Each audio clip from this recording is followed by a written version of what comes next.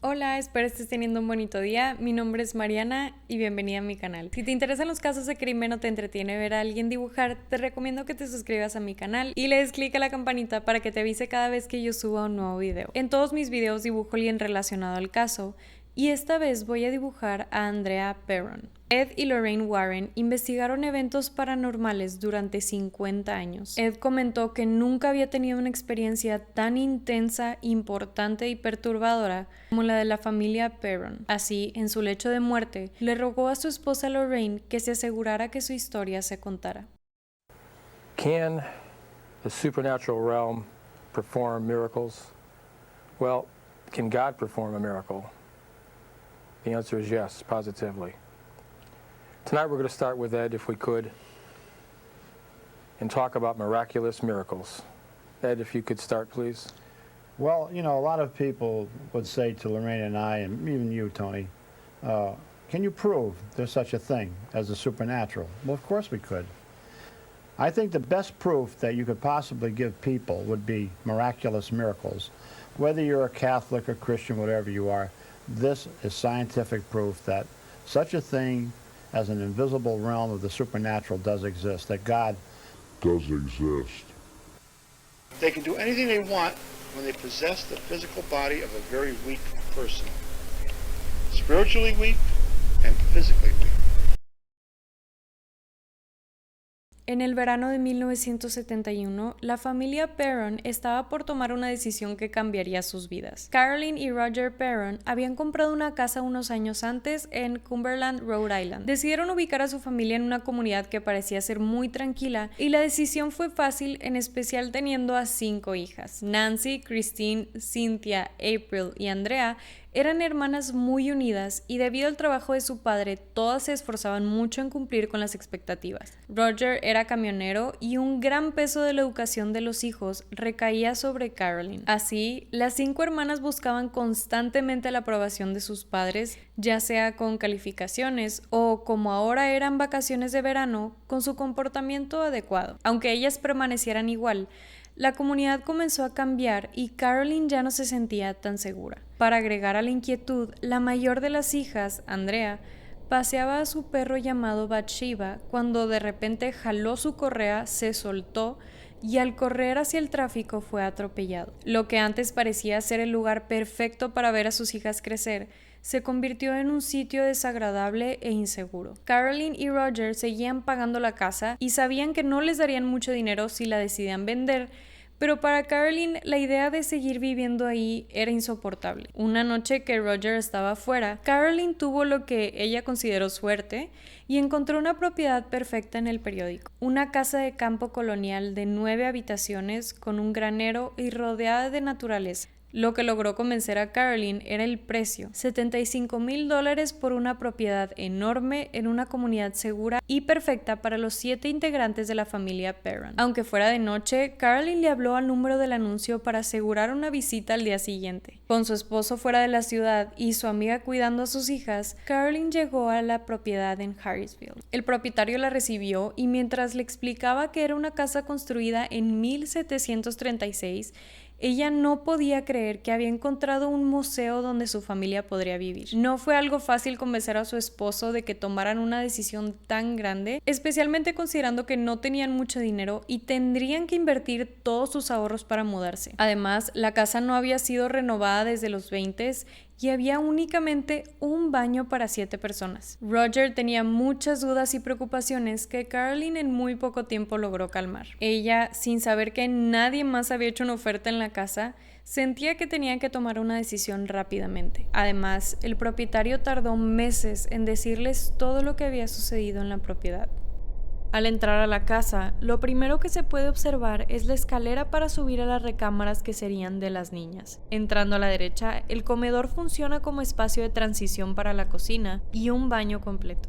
Ahora, regresando al resto de la casa, al girar a la izquierda desde la entrada, hay distintos espacios que la familia usaría ya sea como sala de estar o de biblioteca. Al pasar por la sala está otro de los accesos a la casa y la chimenea, que ayudaría a calentar a la familia durante el invierno. También, justo a la derecha, está uno de los accesos hacia el sótano. Este espacio realmente no fue ocupado por la familia, especialmente por lo observados que se sentían cuando estaban ahí abajo.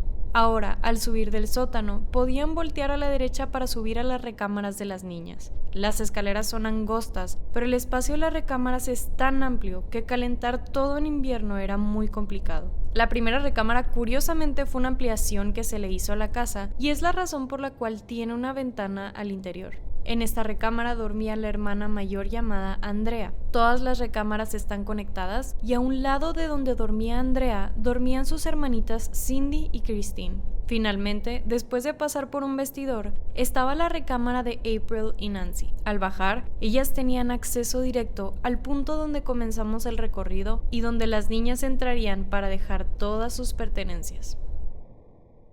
Increíblemente, Carolyn logró convencer a su esposo y para el 11 de enero de 1971, toda la familia llegó a la casa con sus pertenencias. El antiguo propietario, llamado Mr. Kenyon, estaba esperándolos dentro de la casa mientras empacaba sus cosas. April, la hermana más pequeña, entró a la cocina con su madre, pero sus 4 hermanas ya eran lo suficientemente grandes como para ayudar a bajar todas las cosas de la camioneta. Andrea tenía una caja que debía llevar a la cocina y al entrar por la puerta principal, vio a Mr. Kenyon en el comedor guardando sus cosas en cajas. Después de que los saludara, Andrea caminó hacia la cocina y justo antes de entrar vio a un hombre parado. Aunque le dijera buenos días, el hombre le ignoró por completo porque su mirada estaba fija en Mr. Kenyon. Andrea le preguntó a su madre quién era el hombre de la cocina y ella le dijo que la única persona que quedaba en la casa era Mr. Kenyon. Carolyn estaba muy ocupada acomodando todas las cosas para su familia, por lo que no le prestó mucha atención a Andrea. Christine luego llegó con una caja y ella también vio al hombre en la cocina. Igual que Andrea, le preguntó a su madre quién era el hombre. En este punto, todas empezaron a creer que tal vez era un vecino o un conocido de Mr. Kenyon. Sin embargo, cuando Cindy entró a la casa, vio al hombre, pero esta vez él lo vio translúcido. Le preguntó a su mamá qué era lo que había visto y como seguía muy ocupada, Carolyn simplemente ignoró lo que estaban diciendo sus hijas. Nancy, otra de las hermanitas, llegó con su madre y le dijo que había visto a un hombre parado a un lado de Mr. Kenyon, pero que unos segundos después desapareció. Después de que todas sus hijas le dijeran que habían visto a un hombre, Carolyn supuso que algo extraño estaba sucediendo,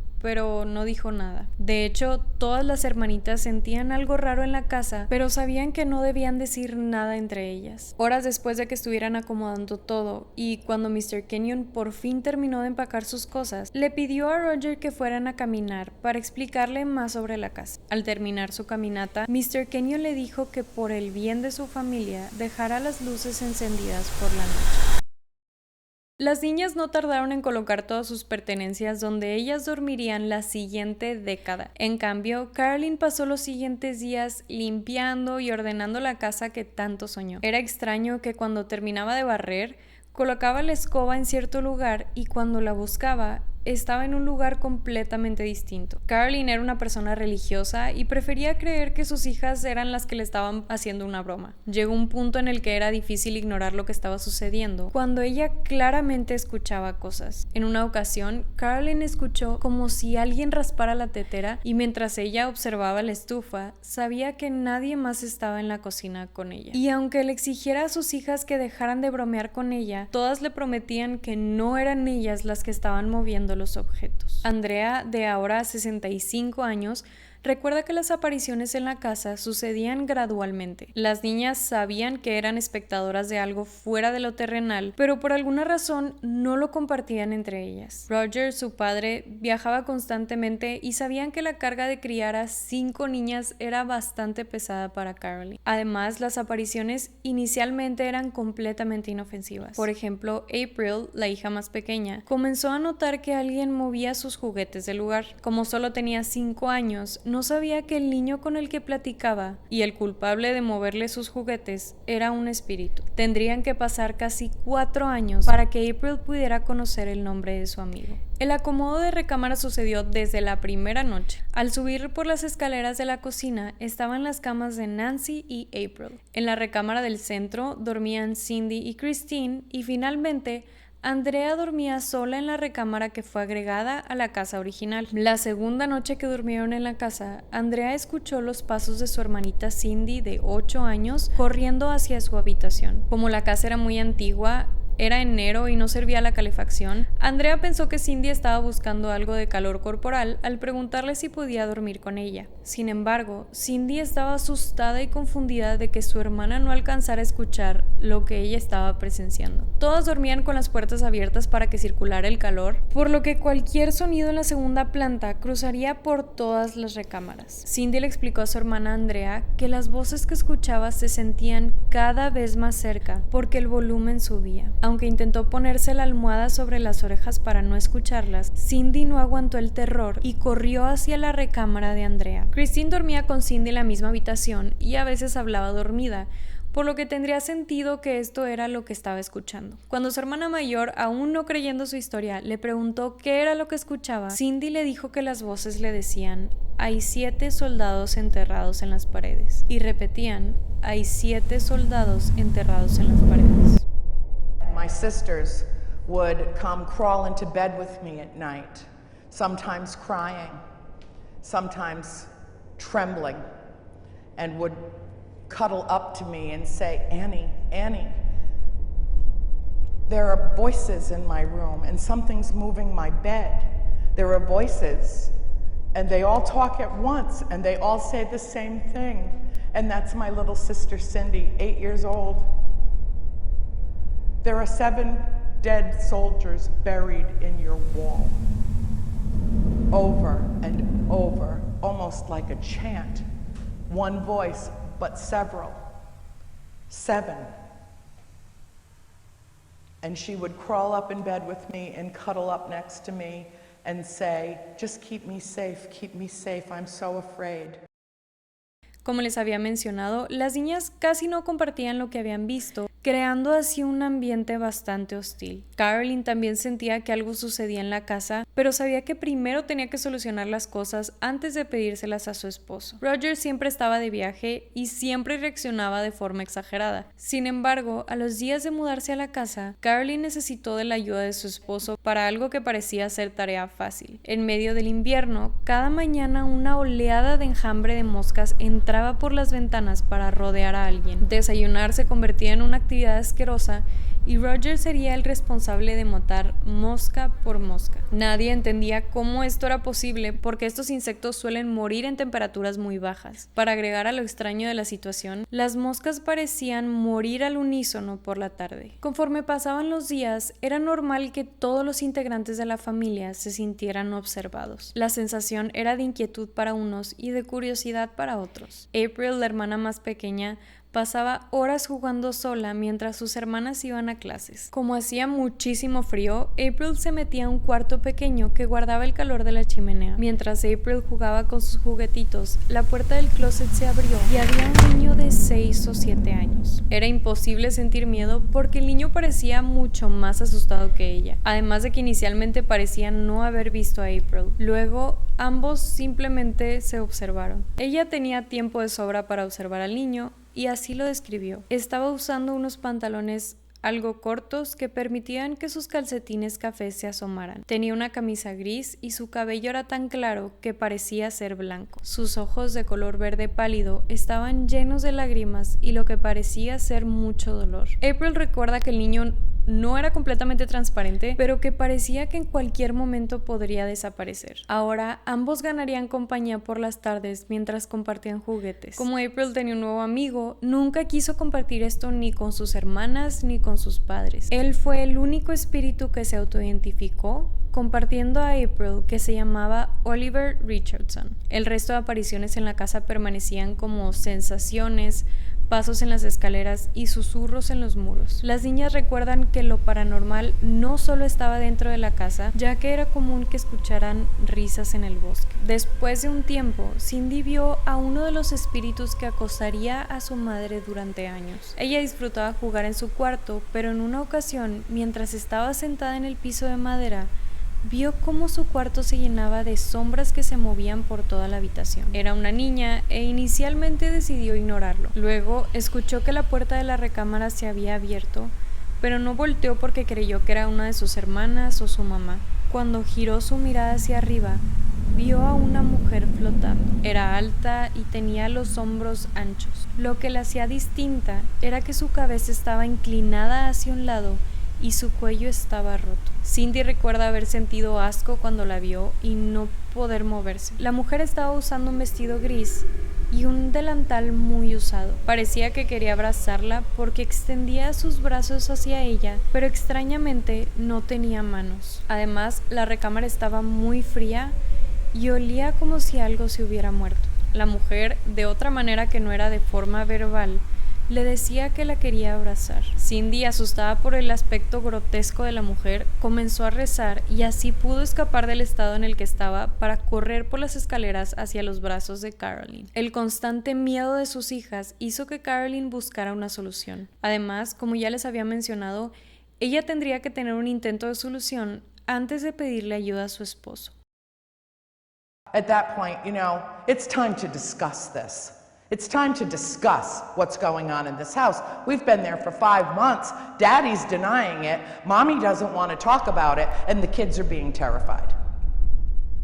So I went to her because they were telling me. I was, in my own way, I was being parentified. I was raising my 4 younger sisters. My mother was absolutely overwhelmed by what was happening to her.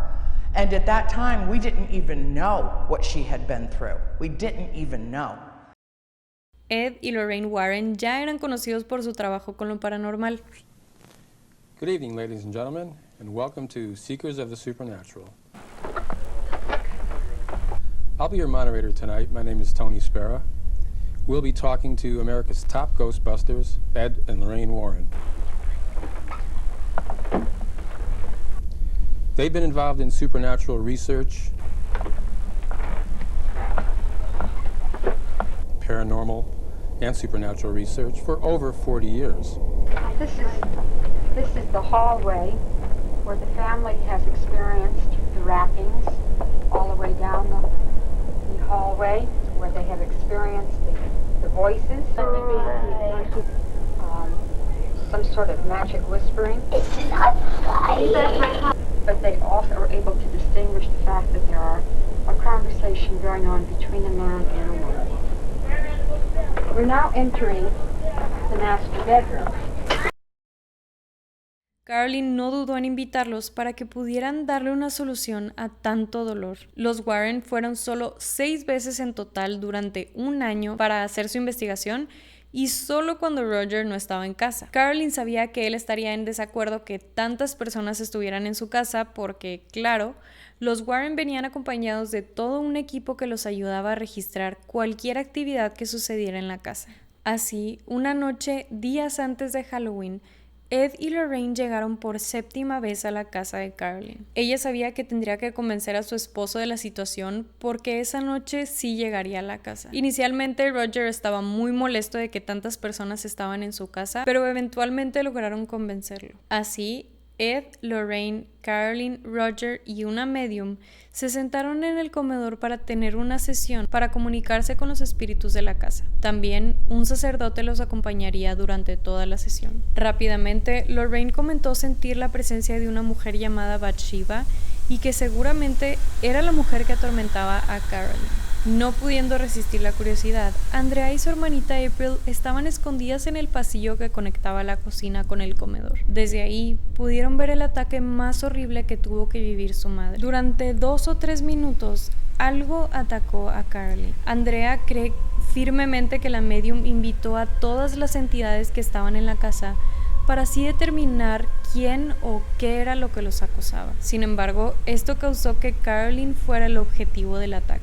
Andrea vio cómo su madre se pegaba sus extremidades hacia el torso, a tal grado que ella creía que escucharía los huesos tronar. Luego, su cabeza cayó hacia enfrente como si se hubiera desmayado, y cuando tiró su cabeza hacia atrás, volteó a ver a todos los que estaban ahí, como si no los conociera. Carolyn gruñía y gritaba y comenzó a hablar en un idioma que no existe. Luego la mesa levitó y mientras caía, golpeó el piso de madera. April, en los brazos de su hermana mayor, estaba a punto de colapsarse del shock al ver a su madre en ese estado. La silla donde ella estaba sentada levitó y en un segundo, Carolyn fue lanzada al vestíbulo de la casa. Todas las velas que estaban prendidas se apagaron y Andrea estaba segura de que había visto morir a su madre. Ed y Lorraine no tuvieron que esperar a que Carolyn despertara porque Roger los corrió de lo furioso que estaba. At least be open to the possibilities. At least be open to the notion that there is something beyond our mortal existence and that the way that we comport ourselves in this life matters. Because when my mother started doing the historical research, she always said, they're not just passing through. These people are somehow attached to this piece of property. And she began a very exhaustive, extensive research process trying to determine who had lived in the house, how long they had lived in the house, when they died, where they died, and why they're still there. Carolyn entonces acudió al historiador de la ciudad. Él tenía casi 90 años, por lo que tenía mucho conocimiento de la propiedad. Primero que nada le compartió a Carolyn que la propiedad estaba bajo el nombre de la familia Arnold. John Arnold, el dueño previo de la propiedad, había muerto envenenado. Su esposa murió en la casa, pero su causa de muerte nunca fue registrada y su hija vivió una vida corta pero muy dolorosa. Prudence Arnold, la hija de la pareja, fue violada y asesinada por un agricultor que trabajaba por la zona, que luego se quitó la vida. We found out that the man that was leaning up in the corner of the parlor, the dining room when we moved in, is very likely Johnny Arnold, who crawled up into the eaves of my bedroom and drank horse liniment and killed himself and died an extremely excruciating death. And then there's little Prudence Arnold, who was murdered by a farmhand. She was 11 years old. She doesn't know she's dead. It goes on and on. I can name them all. Esto ayudó a que todo tuviera sentido. Carolyn pudo asumir que la voz del hombre que gritaba en la casa posiblemente era de John Arnold. Las pesadillas cargadas de angustia ahora tenían sentido. Ella soñaba con una niña que tenía la garganta cortada y que con cada grito se ahogaba con su propia sangre. Tener este tipo de sueños la consumía, pero al menos ahora tenía algo de claridad con qué o quién era la que la perseguía. En la sesión con el historiador, Carolyn también descubrió que la casa fue de una misma familia durante 8 generaciones y muchos de ellos habían muerto en la casa. Varios niños se habían ahogado en el mismo lago donde sus hijas jugaban. Aquí fue cuando Carolyn también entendió por primera vez que sí había una mujer llamada Bathsheba. Sin embargo, ella no era parte de la familia Arnold ni de los dueños anteriores. Nació en 1812 y su familia era reconocida por la comunidad a tal grado que varias calles tenían su apellido. Ella, a pesar de vivir una vida muy cómoda, decidió casarse con un granjero en 1844. Una noche, Bathsheba estaba cuidando al vecino de su hija dentro de la casa donde ahora vivía la familia Perron. El niño misteriosamente murió, pero los doctores comentaron que su cráneo había sido empalado con un objeto. Aunque nunca pudieron comprobar que ella lo había asesinado, las personas del pueblo acusaron a Bathsheba de asesina. There's no way to know if she did this thing or not, this horrible thing, if she did this or not. But it didn't even matter because she was tried in the court of public opinion, and that woman lived her entire lifetime being called a harlot, being called a devil worshiper, being called a witch, that she had sold her soul to the devil for eternal youth and beauty. Hace apenas una generación que los juicios de las brujas de Salem terminaron, por lo que todavía era común acusar a una mujer de brujería. De acuerdo a la leyenda, Bathsheba luego apuñaló a su propio hijo a la semana de haber nacido. Supuestamente su esposo la encontró en el acto y la vio jurando lealtad al diablo antes de trepar al árbol donde se colgaría en 1849. Otras personas dicen que tuvo otros 3 hijos que mató, pero no hay registros que confirmen esto. Como quiera, se le acusó de brujería y de vender el alma al diablo por belleza y juventud eterna. La tumba de Bathsheba está en el centro de Harrisville y la fecha de muerte es el 25 de mayo de 1885, muchos años después de su supuesto suicidio. Además, su muerte está registrada como una embolia. Entonces, ni Andrea ni nadie en la familia creía en la conclusión de Lorraine Warren. El espíritu que perseguía a Carolyn tenía el cuello roto y la única que se había colgado era la esposa de John Arnold. De hecho, Lorraine había concluido esto porque había observado pinchazos en la pierna de Carolyn y le recordó a Bathsheba. Claramente, Lorraine ya había investigado la vida de Bathsheba junto con sus leyendas antes de ir a la casa de los Perron. El historiador le comentó a Carolyn que la muerte de la señora Arnold no estaba registrada como suicidio porque en la época era algo muy mal visto. Lo que posiblemente sucedió es que aunque ella se colgara en el granero, le quitó la soga y llevó su cuerpo a la casa para que nadie supiera cómo había muerto. Esto posiblemente influenció a que Lorraine Warren no considerara a la señora Arnold como el posible espíritu que acosaba a Carolyn. Además, Andrea y su padre creen que la señora Arnold perseguía y atacaba a Carolyn porque se creía la dueña de la casa. Lo que sea que estaba dañando a su madre, quería que se saliera inmediatamente de la propiedad. Esto no sería posible porque como todo su dinero estaba puesto en la casa, la familia tuvo que vivir ahí 6 años más. Aunado a esto, Roger casi no tenía encuentros paranormales porque pasaba la mayor parte del tiempo de viaje intentando mantener su trabajo para así poder seguir pagando la casa. Él ni siquiera quería aceptar que hubiera espíritus en la propiedad que su esposa le insistió tanto en comprar.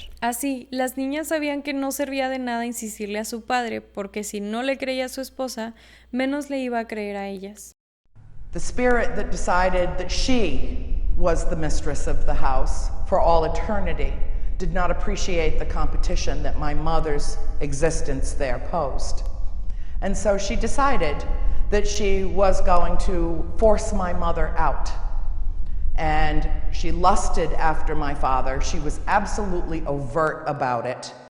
A pesar de esto, Roger sabía que algo pasaba en su casa. Nadie quería entrar al sótano porque sabían que era un lugar con una energía distinta. Sin embargo, cuando la calefacción dejaba de funcionar, Roger tenía que bajar. Tardó años en aceptar que cada vez que bajaba, sentía detrás de él una presencia con un olor muy desagradable. Conforme pasaban los años, los rumores de que la casa estaba llena de espíritus llegaron a los oídos de las amigas de las niñas. Así, algunas amigas escuchaban a sus madres cuando les decían que no se acercaran a la casa de los Perron. Cindy estaba cansada de que su amiga no pudiera entrar a su casa y decidió mejor hacer algo al respecto. Una tarde, ella y su amiga Lori decidieron hacer una sesión de espiritismo y así invitar a los espíritus para luego decirles que esa era su casa. Ambas entraron a una habitación muy pequeña que estaba conectada a la recámara de Andrea. Ahí, sentadas y con una vela prendida, no entendían por qué los espíritus no respondían sus dudas. Cuando Cindy dijo en voz alta que esta ya no era su casa y que se fueran a estar con Dios,